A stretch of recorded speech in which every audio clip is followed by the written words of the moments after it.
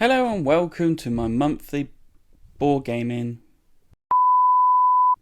Hello and welcome to my monthly board gaming vlogging page of. Hello and welcome to my monthly board gaming vlogging page. Episode 2021.4. This is where I look back at my board gaming in the month of April.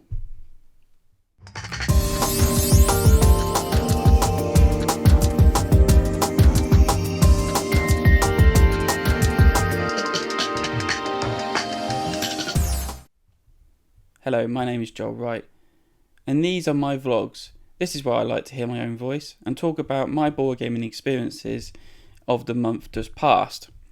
In other words, this is where I like to talk about what board games have been hitting my table, not my new one, still the old one, and what have I brought, backed and kicked out of my collection, plus maybe other stuff this month.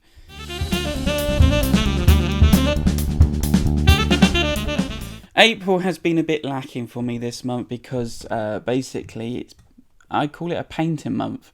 For many reasons it's been a painting month. To start off with, I did receive my copy of Canvas from Kickstarter and instantly opened it, played it, and it was quite good fun. I do feel it's actually a very simple game, and actually it suffers with two players, because that's all I played it with at the minute. As a two-player game, it suffers for that lack of being able to refresh the market row to be able to have more options to purchase from. In two-player, you're kind of just lacking with you can only draw what is in the market. I feel this game could be really good, and it might need some rules.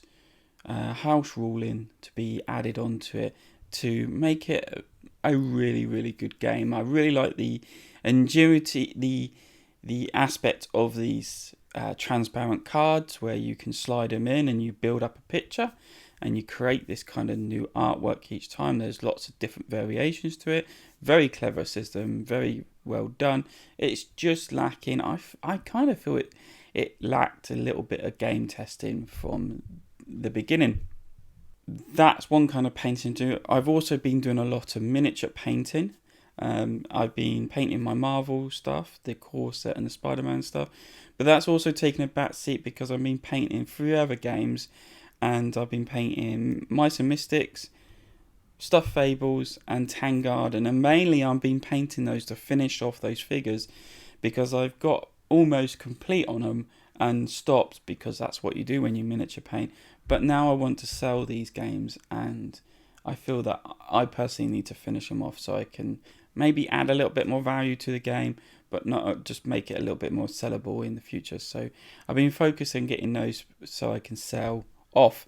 Not only that, I'm selling off games because we're moving house, and when I implemented last week that I was in the processes of moving, what I meant was I'm in the processes of preparing to move because we've been painting our house quite ferociously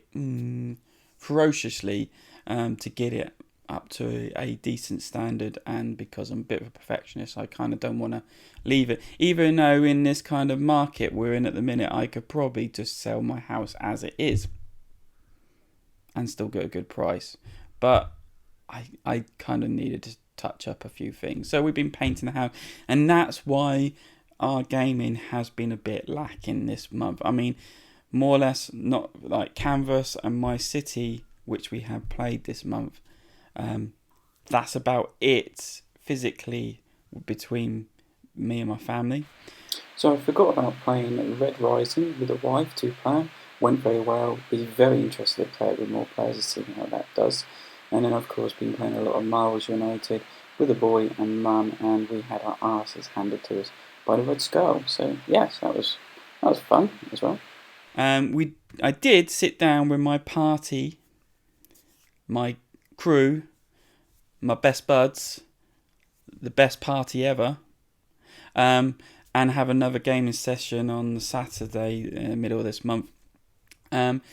And because we had finished Forgotten Waters, yes, there was a new expansion out that for that, but I've got rid of it already.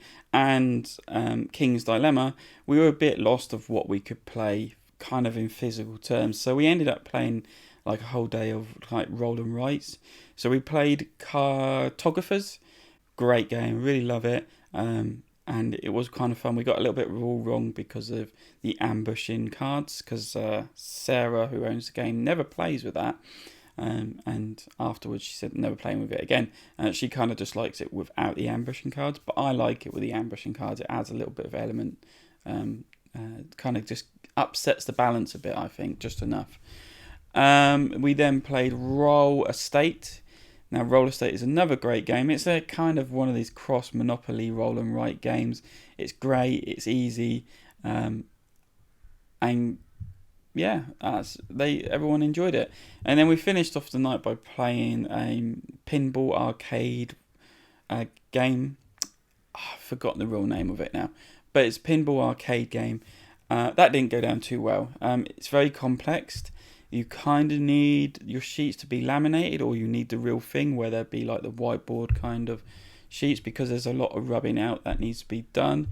And there's also the process of player elimination, that once you've used up your 3 balls, as normal in pinballing, you kind of sitting there watching other people continuously roll and get good scores. I actually ended up with a very high score and got pimped.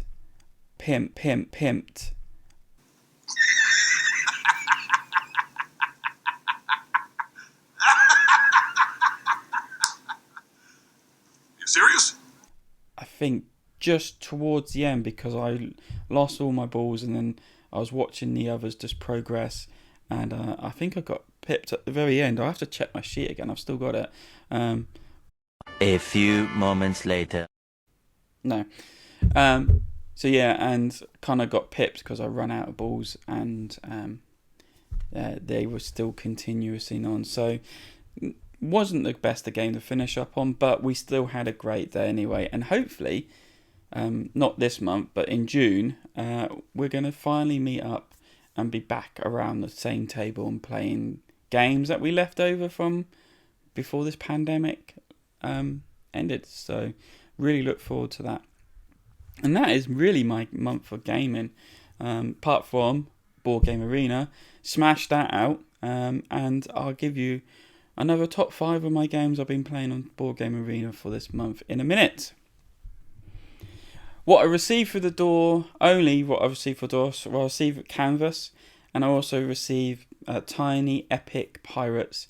That was a lot of game in one tiny box, and it feels like, is it actually outdoing its kind of box sizing? Because now I'm going to struggle to get everything into that box, because I also got the little expansion that comes on the side. So I don't know, this is getting a bit too much. I didn't back the last one because I didn't want another dungeon crawl co-op game. So I'm quite glad I haven't gone all in on those. I don't know. I'll see what else comes out. But for now, that's all I've got through the door.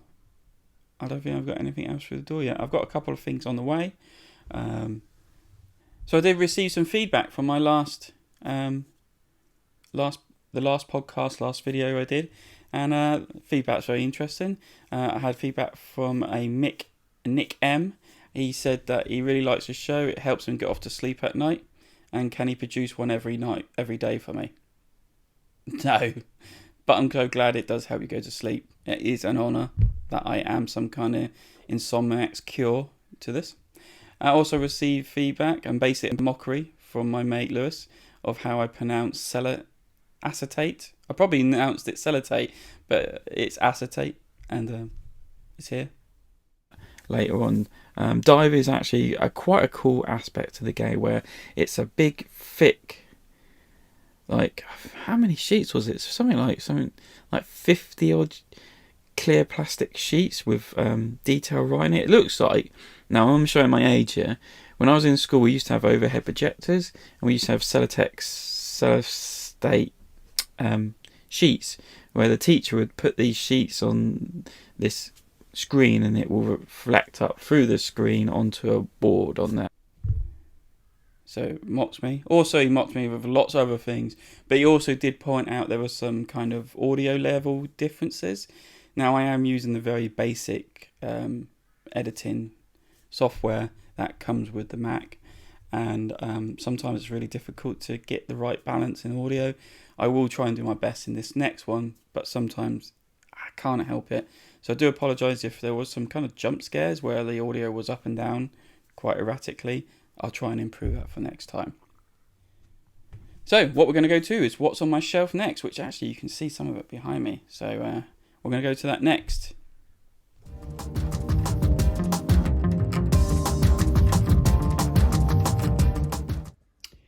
Hello, welcome back to what's on my shelf section of this video. This is basically another look at what's on my Calander shelves, but again, let's look at another kind of random selection, random cluster of games I've suddenly realised that I've got somewhere within the house. But this lot is not usually in the house. This lot is usually in a duffel bag in my car that I like to carry around with me just in case something comes up where there's a point, oh, let's play a game. And admittedly, over the last year, that's not been the case because I've more or less forgotten about these games being in my car, and I actually own them, and I'm actually quite surprised because now looking at some of these games, it's like, do I really need this? Shall I sell it? But then I'm going to struggle because if you notice, like on this one and even String Railways, it's very quite tattered corners because yes, they're kept in the box. So let's go through them quickly again. Point Salad is an excellent, simple game of collecting types of cards with a very clever, I'd say, mechanic of twisting the scoring situation to your advantage, which I quite enjoy. We definitely will be staying. Gone Sean Clever, a good game, but now I can play it on like on tabletop or on a browser or something like that. I don't know. I suppose it will stay. It's just dice at the end of the day with a pad of paper. So, yes, it's not going to really go anywhere so cheap. Codenames is a game that will definitely stay in the collection because it is one of those great games you can bring out with anyone when there's a big group of you. And and it's very tatty, so I'm definitely not going to be able to get rid of that. Timeline is another example. Yes, I've already done a timeline, but I did wonder where this one was. So this is Timeline Inventions, and this is another one in the same genre as a timeline, but all about inventions and what period they were made. Bang the Dice game, great semi-deduction game with that dice rolling element, very good in certain groups of people. String Railways might be one of those that I have to consider getting rid of, but I believe it's very hard to get hold of nowadays. Also, I really struggle to try and remember the rules of this and how it works with the strings, so it doesn't come out quite often. I really need to find some way of trying to get the rules down possible.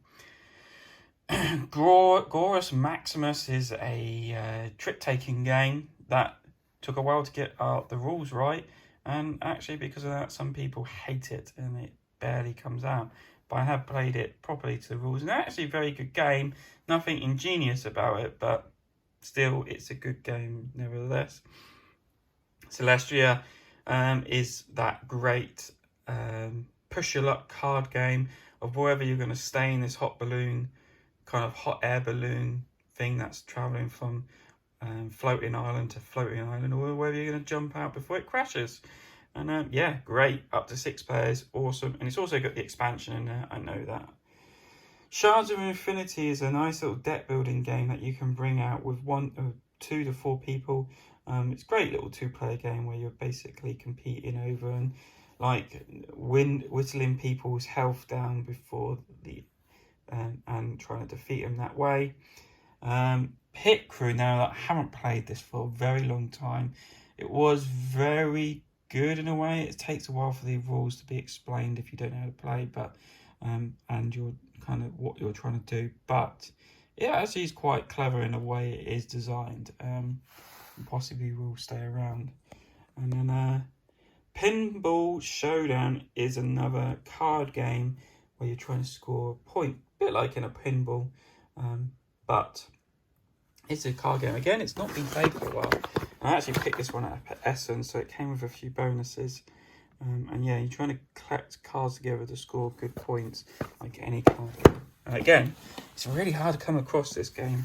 So again, it might just have to stay because of its purpose of, would I be able to find it again in Not Live? And then, I definitely remember this one, because this one still travels around with me quite a bit. And this is the quiver, my quiver bag I bought years and years ago. It's a bit tatty, this. Yeah, it's been used quite a bit. But anyway, so these have got my favourite mini games in it that I definitely would get out and buy.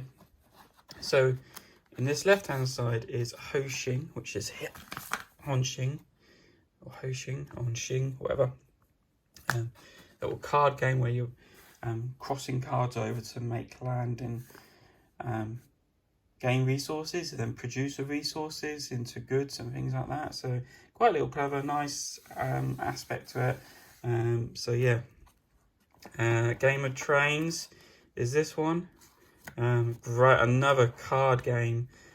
Well, they're all card games, aren't they? But another simple family card game that's actually quite easy to pick up once you get to knack of understanding the symbols. We got Rhino Hero, the first one. It's just the simple building a tower of cards and putting the rhino up high. I think he's around here somewhere. Not sure where he is actually. I believe he should be here somewhere, unless I've moved him somewhere. But anyway, so they got these are for Hongxing, and these pieces are actually for not that one here. This game. And you can't tell from the back of that. But this one is another deck building game. And it is, bloody hell, I've forgotten what it's called now. Oh yeah, Temp Worker Assassins. Which is the only card game in here. I'm gonna have to find it. With me in it. Yay! So yeah. That's meant to be me. I am a stone golem, basically. So I'm a fool because I paid extra to have my face in a game. That was the first of 2 games that I paid for, and that is the only game I've got so far that has my face in it.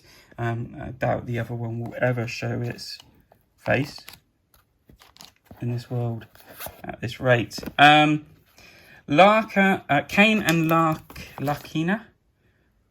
Kuhn and Lacuna, I never know how to say that, is another kind of deck building game, control element kind of game. It's really unique. I really like it, and I should do a review on it because there is aspects I like on it, and that's why it stayed in. It's only 2-player. Another push your luck game, Dead Man's Draw. Right here, simple card game, and I really, really like that. It's the simplicity of it. I've taken a few elements out of it to make it better, but it is one of my favourite card games. Now, in here, so these cards actually are for Kane and Larka. They're just markers. And then this one is Cobra something. I can't actually remember what's Cobra Kun or something like that. It's just like drafting, like put disc out and try and draft. I can't remember, but me and the family played it loads when we were on holiday one time, and until we got sick of it. So they probably won't stay. Deep Sea Adventure. This is a great little push your luck card game, and this is like one of the first originals. When I got introduced to it, I went to go and buy a copy in the UK, and it was going to cost me like 40 odd quid to buy it in the UK already, and then I had a chance to buy it from overseas for about 20 odd quid, which was better than what they were expecting to buy. And the last one in here is another push your luck game, Port Royale. That's what it's called. So that's what's in that case. So yeah, that's what I kind of keep in my card just in case we come up with anything. And yes, I didn't find Rhino Hero anywhere in here. So okay, starting with my next set of Kallax shells. So this is the 3rd section or fourth if you want to count the drawers at the bottom, but this is the third in the main board game shelving unit. Okay, so just going to go along left to right and show you what. So Takenoko, I love this game, great game. And then they've got the second edition just come out. So I don't know if I picked that up or just use this still. But this one does have the Chibi expansion in it. And it's still got the insert. I've actually cleverly inserted it all in. So this is kind of trying to make it a bit kind of thematic with the Pirates Together. So Jamaica with the Crew expansion, great game, love it. Won't get rid of that, never get rid of that. Black Fleet, another pirate game, really simple game, really weird things going on. It gets out of hand a bit, but it's simple, pick up and deliver, or like pirate other people's ships, because you control 2 ships. And actually all my ships are painted, and I've got metal coins in it, and I've probably really souped it up. So yeah, it's a great little game. Again, another one that won't leave. Drop It. I love this game for its simplicity and its kind of like Connect 4, Kaplunk kind of aspect of where you're trying to drop pieces down and not make them touch other pieces and score as many points as possible with the weird different shapes you got. This box is wrecked because it's travelled so much for me. So definitely able to get rid of that, but I don't think I will anyway, because I don't know if I can get hold of it anymore. Can't get it back in. And then last of all, MD Rush, which is actually a really packed full game, or Rush ND, really packed full. I think I need to shake it about to get it to go back together. So that actually replaced Kitchen Rush for me. I like Kitchen Rush, but it was so much hard work, literally, to try and do something. You never felt you'd get anywhere, where Rush ND seems to have streamlined things a bit better, and you've got less things to worry about, but more going on, and it kind of feels like it. And actually worked really well with a wife who's a nurse and shouldn't like things about her job, but she does for some stupid reason. Okay, so this shelf is stacked like this for some reason. I don't know why. I move it around and stack it in different ways. Survive Escape from Atlantis is actually one of the oldest games, maybe previewed so far. No, actually no, because Small World is older than that for me, in my collection. But Survive Escape from Atlantis was one of the first games, basically because I brought this for my daughter when we were getting into board gaming, because I thought it worked really well, and it does. We played it quite a lot. It's got all the expansions in it. It is the silly kind of meeple one, not the plastic figurines that people like. Downforce, great racing game where you're actually kind of betting and champion races instead of owning a team that, well, you are owning teams, but it's best to champion who you think is going to win instead. And I've got most of the expansions. I think there's one missing, not got around to getting it yet. Ticket to Ride, this is the 15th edition, 15th anniversary edition, which I actually won from Days of Wonder in a Facebook kind of competition thing, because I don't know if this actually ever got released. I never saw it in the shops, so this might be genuine. I might be wrong, but I've never seen this come up in shops, and I see people asking all the time when can they get hold of it. I mean, there's no difference with it. The difference is it's got a sleeve cover to protect it, and it's also got translucent trains, but it hasn't got any expansions in it, and it hasn't got and it does come with like a pamphlet of the backstory of how Ticket to Ride came along. And I've also, and it won't be here because it's been packed away with a lot of other games, is I've got the 10th anniversary one as well. So definitely Ticket to Ride Europe 15th anniversary is on pre-order with Meeples Corner, so hopefully that will arrive soon. Marbles Champion is a great thematic card game that I enjoy, and I play solo when I get a chance or when I remember. I haven't played it a lot, and that's mainly because I am playing too much PlayStation 4 Warzone really too much. So Rokoke, this is the old version. Yes, I've still got the new version. I don't know why I'm keeping it really. It got taken out of the storage pile and it's got big back on the shelf, but it's there. And yeah, I don't know what I'm going to do with it at the minute. I might sell it. I might keep hold of it. My City, great game. With it being a family, I love playing this. We're nearly finished, so hopefully that'll be finished very soon. Riff Raff, great dexterity game, massive components, really fun to play with any type of people. And then Lost Runes of Anak. I think it's Anak. But played this a couple of times actually. Really enjoy it as a 2-player game. Really like the components, really like the mechanics on it. So it is staying. At the back of here, actually, I've got a escape rooms puzzle book that I got for Christmas one year. And I thought, oh yeah, I'll use that. I'll take that on holiday with me when I'm bored and sitting around. And yeah, COVID happened, so I've not been anywhere to use it. And then here I've got actually, these are the cardboard sleeves of Blood Rage, because they wouldn't fit in the box. And this are spare board of Clank. And last of all, if people can't realise by this, is my Clank shelf. I think it's pretty much the Clank shelf. Now I'm going to have to move stuff away. So yes, I've got 2 lots of the Clank Legacy components here, because basically I've got 2 copies. I've got one that we started last year, way before the pandemic, with Lewis, and never got around to completing. And so I decided to buy a brand new copy because it was on offer at Meeples Corner. So this is the brand new copy, which I'm hoping to play 2-player with a wife and get back into it because I really want to play it. I've got both Acquisitions Incorporated team packs, so the upper management pack and the Team C pack, or C team pack. I've painted these ones, but I will get round to painting these. And then at the back, Stanley Clank with most of the expansion. I think it's all the expansions are in there. I might be wrong, I might have taken some out.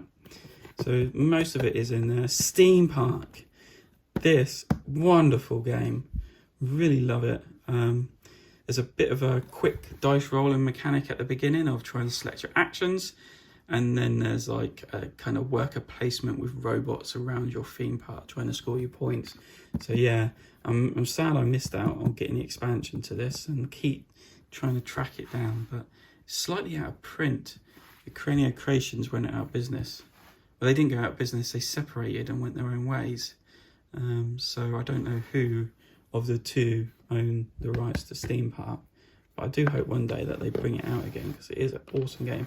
Clank Adventuring Party, I believe this ain't Adventuring Party, that's all in here. This is basically one of the expansions I've removed to make space for here, and so the cards and the board are in here at the present minute. At the top of here we've got, oh yeah, so I've taken out some. So this is one board. This is the mummy board, cursed mummy board or something like that. And this one, this is the water board, underwater adventures or something like that. Can't remember now. So yeah, I took those 2 boards out. So it makes me wonder what I left in there now. Must be the original board. Oh yeah, it's the original board, and then it must be another. I believe there's another board, and then I've got the separate boards that I brought out, the one with a monkey temple on, and then there was another one that came out, the gold mining one and the web one. So they're definitely in there. And then that's just Chronicles of Crime, which actually I don't have. Lewis has still got that, and he's moved away. I need to get hold of him and get them back. So maybe it's on that. So yeah, that's basically another lot of my gaming shelf, and yeah, this is my favourite shelf, along with that below it is that favourite shelf. So I've got 2 shelves that are kind of purely taken up with more or less one game. If you count, it is kind of one game. Anyway, so that's it. That is my shelf in review for this month.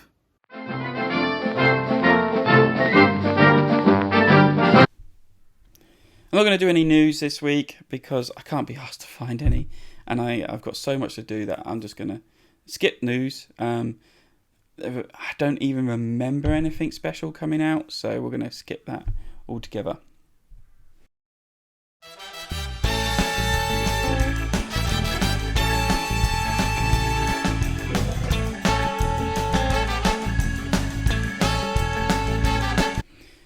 My top 5 in Board Game Arena that I've been playing quite regularly. Okay.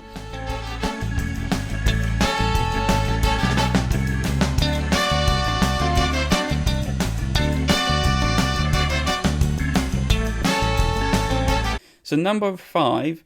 Now this is a bit of a cheat because I actually own the game, and but I've enjoyed playing it, and I'm teaching it to others online at the minute, and that's Lost Ruins of Arnak. Now the implementation is quite good. Lost Ruins of Arnak is really quite, once you know the rules or someone teaches it, it's quite easy because it's quite very straightforward. But there is an issue that trying to teach it on Board Game Arena, you can't demonstrate it enough to get into it, and in the end I had to say, let's play and I'll walk you through steps you want to do. Okay, and that's how it works. And actually after the second round they all got it and they all enjoyed it, and I am enjoying it quite well too. There is a little bit of a faff that if you don't declick something on Board Game Arena, it automatically moves on to the next turn once you've done your main action, and that actually scuppered me in a turn where I actually clicked an area and then, oh no, I'm going to click a card to play that, and actually played the card to go to that area, and it screwed probably my whole game up. And so if you click off that option and you have to manually select confirm your action, that would help. So that's probably a thing to look out for.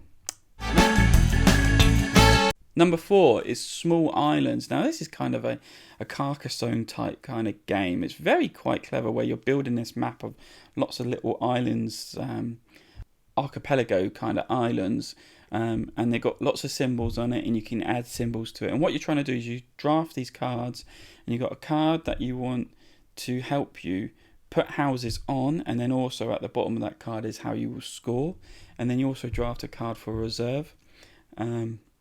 So you're kind of planning your strategy, and you're basically trying to put these islands together to meet the requirement on your card to be able to put house on there, and once the house is on there you can then score the points on that card. Very quite clever, very simple, but can be there's a lot of strategy to it, so I quite like that. It's very, very nice game, and I bet it looked very nice on the table too. Q-Birds is another kind of game I'm just playing just to I'm still trying to get my head around it somehow, but it's like the opposite of Potion Explosion, where you're trying to put, it's a kind of form, it's a card game with birds lined up on the telephone cables hanging up, and you're trying to put birds where they surround other birds inside, and you collect all those birds. So if I've got a flamingo, let's say, that's on one side of all these birds, and I've got a flamingo in hand, I can put that flamingo on the other side of these birds, and I collect everything inside the 2 flamingos. And then if I have a big group of birds in my hand, I can then send them home. I think that's the terminology. It's basically, I keep one and I put the rest in the discard pile, and you score up your points with the cards you've got in your saved area. So it's the opposite of Potion Explosion, where you're trying to surround groups of stuff and bring them into your hand. So it's actually quite clever. I'm still trying to get my head around the strategy of it, because I don't seem to do very well. But then I don't seem to do very well in all games, except for Skull. I smash people at Skull, And Skull's another great implementation on Board Game Arena. So number 2 is Draftosaurus, where it's this game of drafting wooden dinosaur meeples and putting them into your park. You're basically creating a very small version of Jurassic Park. I think you also, in the physical game, roll a dice and it tells you where you can place these dinosaurs, so you can't just place them anywhere. And there's a very good kind of grouping strategy to it. So there'll be one section that you can only have all the same dinosaurs in, and the more you have, the more points you gain. In another section, you can only have dinosaurs where they're all different, so you've got to try and weigh that up of where you're putting them. There's one section, every same two dinosaurs scores you points, basically mating. And then there's like one section where there's like 3 dinosaurs just gives you 7 points, another 7 dinosaurs give you 3 points. So there's an option to clump them in there. And then there's like places where you can put them to get 1 point. If you put a dinosaur in this pen and you've got no others in your park, then you score quite a lot of points. Or if you put it into this pen and you've got the most of that dinosaur in your park, then at other players you score more points. So there's actually quite a lot of strategy to it and how you do it, and you can actually screw other people over by just draft hating on them. But again, it's actually really quite clever, simple, and it looks simple, but there's lots of hidden strategy behind it, and I quite enjoy playing it. Now, my number 1 game is very, very surprised because I didn't think I'd like this, but I really do like it. And it's called Neverdelire.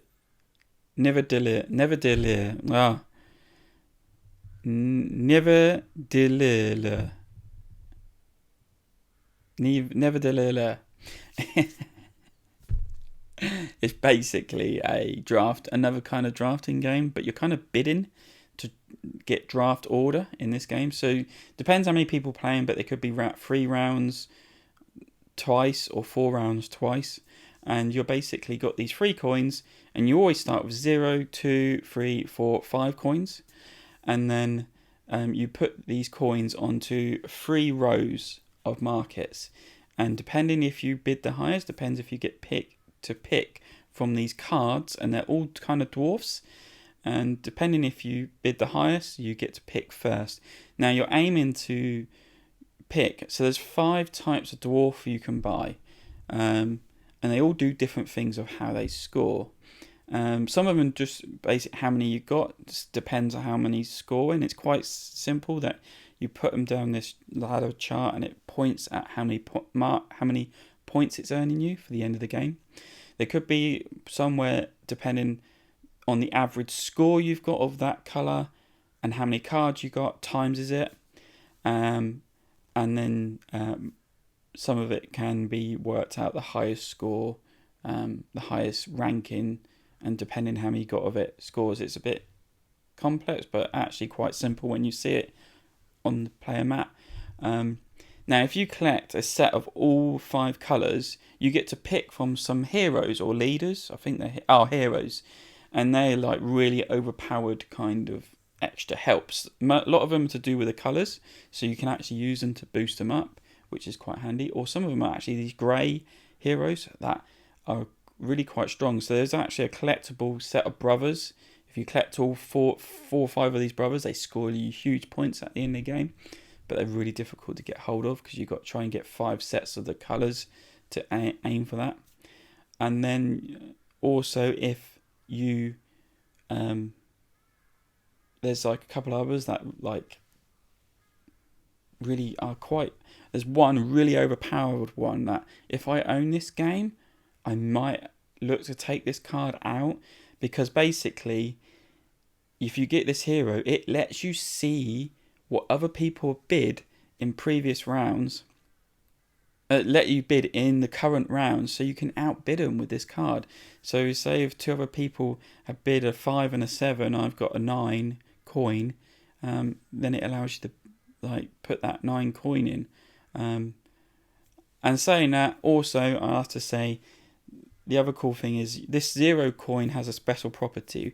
When you play it, and if you play it, your 2 coins are left over that you haven't played, because you always have 2 coins left over, get added together, and that value, you take a coin from a market selection of that same value or higher if it isn't there, and it replaces your highest coin you've got in your stack. So you can build up your coin values, and these are points at the end of the game as well.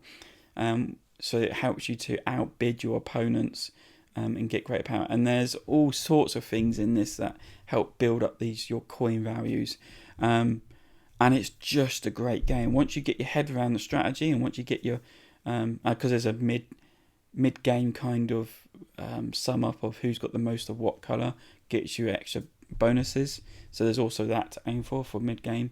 So it's just really quite clever, and I really do like playing it. That I will say, yeah, I'll play that. Let's have a go at that. Mining dwarfs, the orange cards, very strong. If you can build up a good load of those, I've actually won a game with the orange dwarfs, but mainly because I also had this cheat hero where I could see who was bidding what at a time. So yeah, mining dwarfs is quite strong. So that's my top 5 of this month I've been playing on Board Game Arena. Most of these you can play without having beta. Lost Ruins Arctic, I do believe you need to have beta access, which is actually quite easy to get on Board Game Arena. If once you played a few games, I thought I'd work my way to alpha version of Board Game Arena, because I've now played nearly 60 different games and over 500 plays in different games. But now they've upped that ante to 750 plays of games. So now I'm working to a new challenge and getting to that. So let's see what happens for next month, whether I reach that level or not.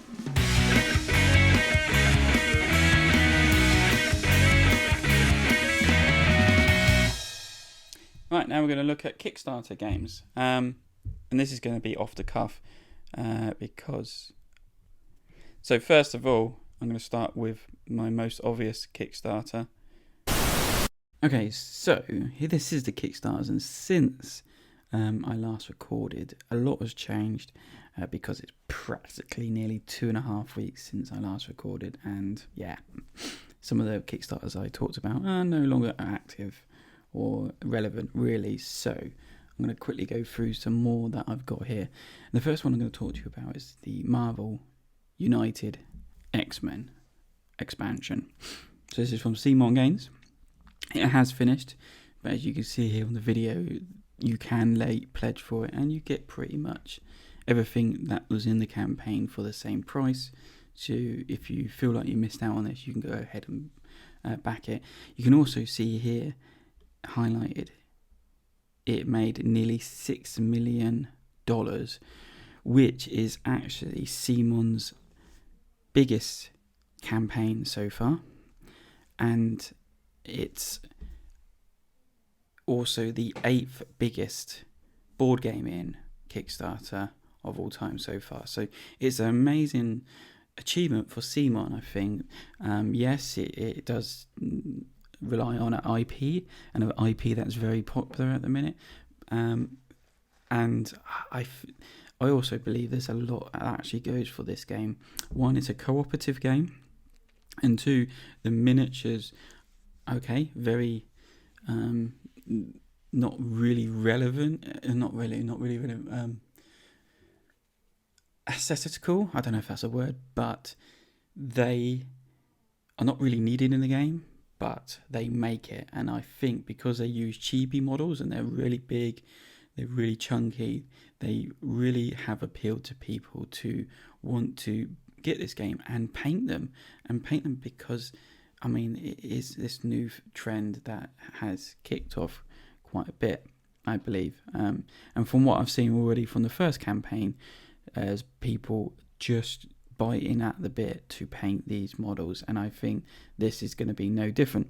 Not only that, does this campaign actually thrive from the first campaign, because you can actually purchase most of the content from the first campaign, even getting the Kickstarter exclusives and the extras. On top of this, the only thing you couldn't get was the core game, which they are encouraging you to pick that up from a retailer that is supplying it. So they're kind of looking after retailers, and yeah, also looking after themselves in that kind of sense. So in this X-Men version, they changed up a few things. They changed the card for the heroes. They give them an extra power card, and I think that extra power card is even a starting card. And then also in this, they added, you can see here, purple characters. These purple characters are anti-heroes. So these are actually villains and heroes, and they come with their own set of cards. So you can actually choose to either fight against Magneto or have him on your team to fight against, I don't know, the Juggernaut or Mystique, all that. So the box set comes with like the usual characters you would see. You got Wolverine, Professor Xavier, Jean Grey, Storm, Beast, and Cyclops. And then alongside that, you've got Magneto and Mystique as your anti-heroes or villains. And then you've got Juggernaut and Sabretooth as the villains. Comes with new challenges, and then there's these new challenges, supervillain and superhero challenges in this one. But it gets better and better. I mean, these are the exclusives. So you've got this exclusive evil villain team, Pyro, Blob, and Toad to fight against. And then here it's all the extras. And you can see here, they then started developing the models with these transparent plastic pieces, and it gets even better than that. It got to the point towards the campaign, they made so much money that they were trying to make up more, not make up characters, but bring more characters into it to make up where they were like, okay, we've run out of ideas. What else is there? So Cloak and Dagger was one of these characters. They're two separate figures, but they work well together as a combo duo. They got their own figures, but the figures actually work together as well. Marrow was the very last figure to be unlocked. I didn't quite do it because she was like 6,010,000 or 6.1 million. But because like we nearly made 6 million, they said, yeah, here you are, have it anyway. And then the last one of all was Mastermind in the villain side, which is quite cool. They gave us the X-Force expansion, and then it got down to the Apocalypse expansion was like kind of the first expansion they added on, and then they made Apocalypse a anti-villain because he does become, or anti-hero because he does become a hero later on in the comics. And then they got all the add-ons. So the Uncanny Pledge, you get all the expansions that they've included. So the core box, First Class, Horsemen of the Apocalypse, Blue Team, Gold Team, Phoenix 5, Deadpool. You knew Deadpool was going to come. We didn't realize they were going to bring him out as an expansion. X-Force, Days of Future Past. You should see the models for this. And then Fantastic Four was the biggest surprise of all, because we didn't think that was going to come until the third season, but they released it as the very last expansion. These are the exclusive characters. If you get it all in pledge, you get all these characters, plus you get Old Man Logan. There is a lot of duplicate characters in this. So there's about 4 Wolverines, but they're in different forms. So you've got normal Wolverine, you've got Weapon X, you've got Old Man Logan, and you've got Days of Future Past Logan. So I should also state that each of these duplicate characters do come with their own set of cards that are unique for that character. So you're not doubling up on models and using the same cards. They have their own cards and their own powers going with it. These are the Sentinels in the Days of Future Past expansion. They are a challenge, not really villains, they're just an extra challenge on top. They are huge. They can literally, in the hand of this Sentinel, can hold the miniatures, and they can hold most of the miniatures in kind of different realms. I'm going to get down to what I think is really cool. So this is the one thing I want to show you on the Fantastic Four, even though it was a big surprise to come with it.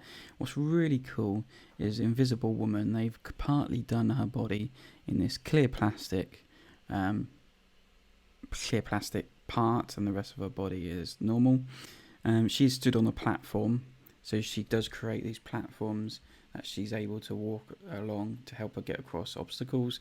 And down here they did actually highlight this is some kind of lava flow that she's using the platform to step across. So that's quite cool. It's really quite ingenious how they've really thought about this expansion, how they could utilise the plastic in different ways and make it a bit more meaningful to the people that support it. And then Super Skull, he's got parts of everyone's powers from the Fantastic Four, and they've incorporated that onto his figure as well. So really, really clever. Really was excited about this expansion. I wasn't so excited about how much it was going to cost me, but why I did go for this is because X-Men was my thing when I got into comics back in the 90s. I'm just getting to the top again. Getting back into the 90s, I absolutely loved. I've come across the cartoon on. I came across the cartoon on one Saturday morning. Fell in love with it. Thought it was brilliant. Then I actually same day discovered comic shop in my hometown, and I was amazed with all the comics and started buying as many comics as I could with my pocket money. That was only from not pocket money, paper money. That was only from paper rounds. And then I actually fell into when they were doing the Age of the Apocalypse, and I was like, what's going on here? This ain't what I'm used to on the comics, onto the cartoons. But hey, you can't. It was great because then I followed on for many years. I collected comics on the X-Men. So X-Men is my thing. I knew 99% of all these characters they're bringing out. There was some random ones that were a little bit out there, but they did that in the first one. So this really appeals to me, and I really hopefully can get the first expansion painted before this arrives on my doorstep next year. The only downside to this Kickstarter was that beforehand they used to, Simon did a 2-part delivery, so you could opt in to have 2 deliveries, but you pay extra and you would receive the core set around about October, November time, and then you receive the rest of it on the delivery date of March-ish time. Or you opted for one delivery and you received all of it on the March date. On this one, for the UK only, they've only said you can have one delivery. They're not doing a 2-part delivery for UK, and it just comes down to Brexit. It's presented too many challenges for them, too many unknowns, and they couldn't guarantee what would happen. So until Brexit is cleared up a bit more and companies know what they're doing, they couldn't go with a 2-part delivery, which is a shame, but never mind. It doesn't faze me. I'll just have to wait and get all of it at once. So I've got less than a year possibly to get all this through.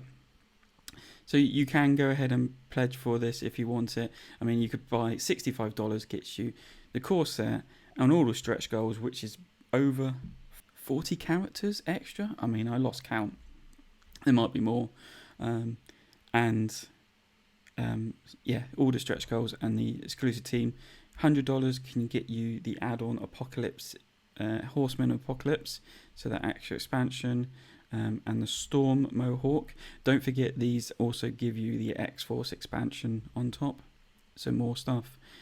Or you could go full in, and this is not everything. I mean, this is just basically expansions. It doesn't include plastic tokens, the mat, or cardboard stuff on it.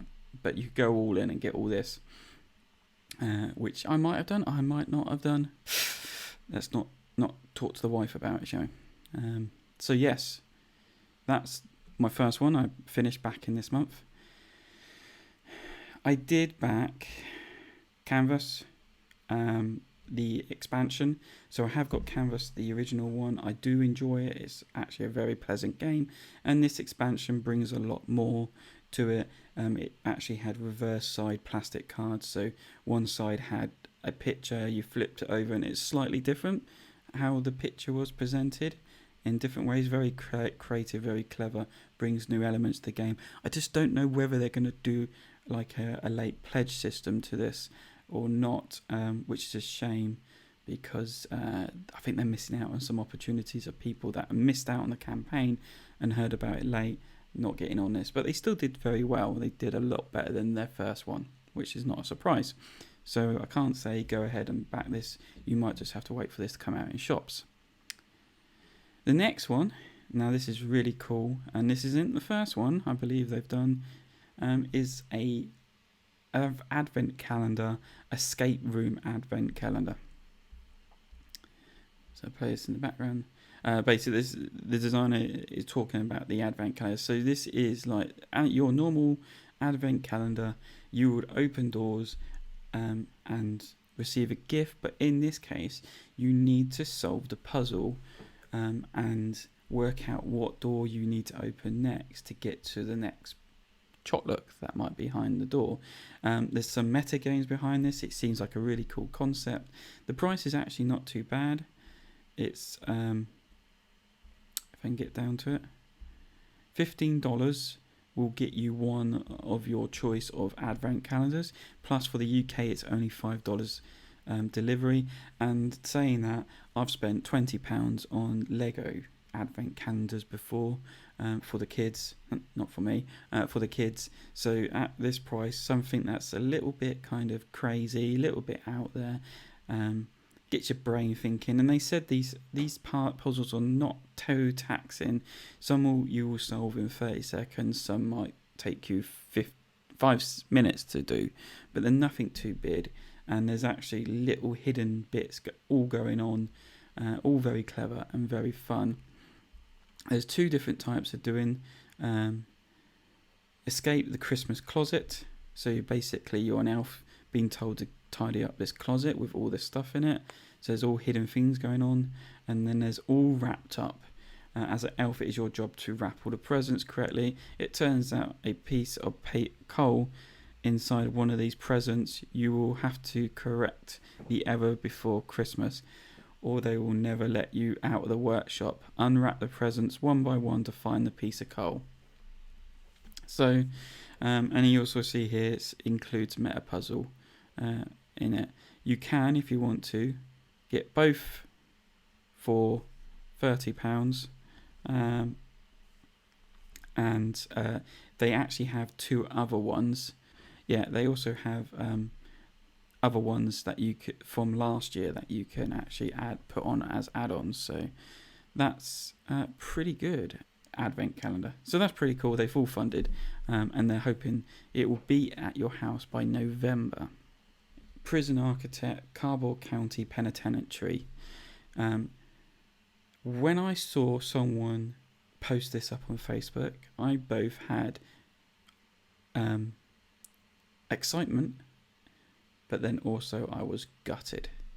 I'll tell you what I was gutted is because I was making my own Prison Architect board game, because I absolutely love playing Prison Architect. It was one of those games that I came across, fell in love with. I've been there since nearly the beginning. Not right from the beginning, because I never jumped on the bandwagon when it first came out, because I believe they did some kind of Kickstarter to first fund it, and you were able to have your kind of face in the game, and I never got that far. But in this, I was from the beginning, and it used to belong to another company, an indie company that made it up before it got bought by Paradox Games, and they used to release monthly videos on YouTube of new ideas they were creating and where things had gone wrong, and other things that were coming up, and they were really interesting, and you love seeing the game develop over time. But Paradox don't do that now. They've basically taken the game. They are doing loads with it, which is great, but they don't kind of do the community thing, I don't think. I have still picked it up and played it every so often when I'm kind of a bit bored, but I've kind of not been into it as much. But I am still backing it. I still want to play it. I still want to own Prison Architect, the board game. This does look quite good. It does hold similarities to what I was designing to for Prison Architect, but there is still a lot of concepts it hasn't got, which possibly I could still use in my own kind of game if I was still to create it, because I had a really cool idea. But in this one, you're basically bidding on rooms, staff, prisoners and things like that, and you're building your prison inside this kind of frame, player frame, and then hiring staff and trying to stop your prisoners from escaping with these dice. Really quite cool. Lots of components. I mean, I've seen someone with a box and they say it's heavy, and that's just a core game. So that's quite cool. There seems to be a lot in this. It comes with the Warden expansion, so you get asymmetrical wardens, which will help with kind of different strategies of the game. So for £60, now at the minute you might as well go with the Governor pledge, because for the same price you actually get a Steam key for Prison Architect, the video game, which if you don't want it, then you can give it away to someone that might want it, which is quite a cool concept. I mean, they've still got at this minute 1700 left. They are doing okay. I mean, it's been on Kickstarter now for about over 24 hours, and they're further away of funding. I hope it does fund, but I just don't know why it's not got the backing. It seems a bit weird. So you got 20 days to go. I'm pretty sure it will fund, and I hope it does. So there you go. That was my game design out the window, but hopefully this will arrive at my door quicker than my game design was ever going to get out of my head, more or less. So if you go over to Gamefound now, you can actually go and get yourself a copy of After the Empire, which is actually a really cool worker placement, battle or tower defense kind of game where you're developing your castle and then stopping the hordes of enemies trying to break through to your castle. It came out on Kickstarter last year, done very well. It had lots of upgraded components. You can now buy the retail version. It's now out now, which is more or less the same. You're not missing out on content, you're just missing out on upgraded components. And this is what it is offering on Gamefound now, is you can now buy the full upgraded version on this for about $120, $149 gets you all the upgraded stuff, the neon preen mats, the plastic trays, the exclusive content you missed, which was like a figure or two, or you can buy just the bog standard version, Kickstarter exclusive, which had upgraded components and things like that. So in the retail version, it's just cubes for that represent like soldiers and things like that. But in this kind of version, all the cubes are actually miniature warriors and soldiers. So if you're not really bothered by that, just buy the retail version. And that's about it, I believe. Everyone, thank you for watching. Thank you for watching my videos. This is hopefully a very short video. And hopefully I can get this out quite quickly. If anything does crop up in the meantime, I might edit in as we go. Please like and subscribe to the channel. It all helps, builds up my reputation. Hopefully this month might slow down a bit and I can actually get some of the other content out that I promised you last month. So fingers crossed. Slower month, easier month. Saying that, we'll hopefully be putting House on the market this month, so it could just be just as crazy and chaotic. But thank you for watching. Enjoy your gaming of the month of May, and I'll catch up with you at the end of the month to find out what's going on with me.